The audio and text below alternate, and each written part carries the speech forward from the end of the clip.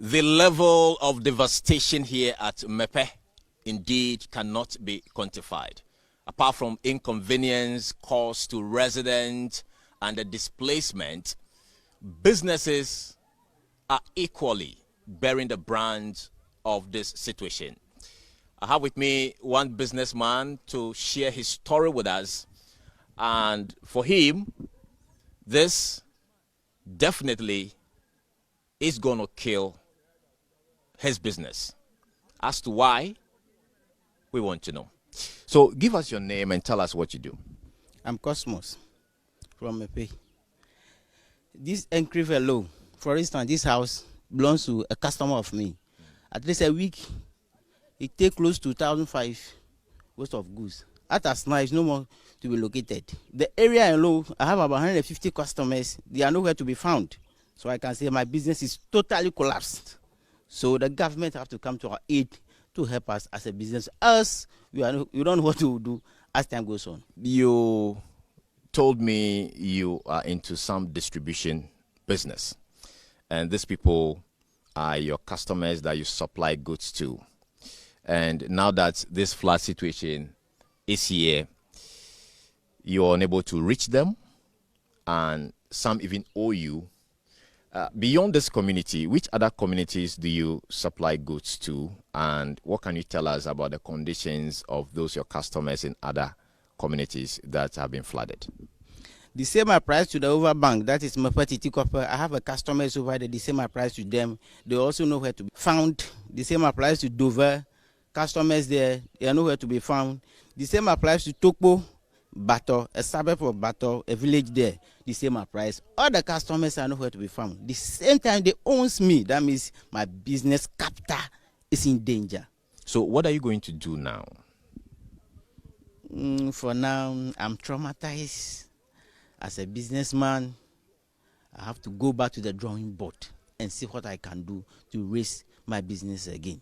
So if the government or some people who can help us will come to our aid, we will be much happy. I, for instance, as an individual, I need the help.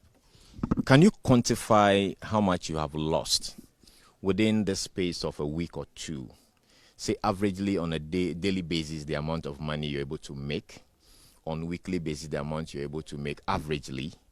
And these few weeks that you are not able to make that money. The level of loss in terms of money. Can you share that with us? Roughly a week, daily, I made 15,000 assist. So about today is a week that the flood have taken most of my customers. So 15,000 a day by a week, just multiply and see the level of loss that this is make, that have cost my business. What do you think the government can do in terms of bringing people like you, business people whose businesses have been affected? We will be much happy if the authorities can come to our aid by giving us some amount of money that we invest into our business. But besides that, the people, their houses are nowhere to be found. The houses is in the water. Where are they coming to stay before we'll be selling to them again?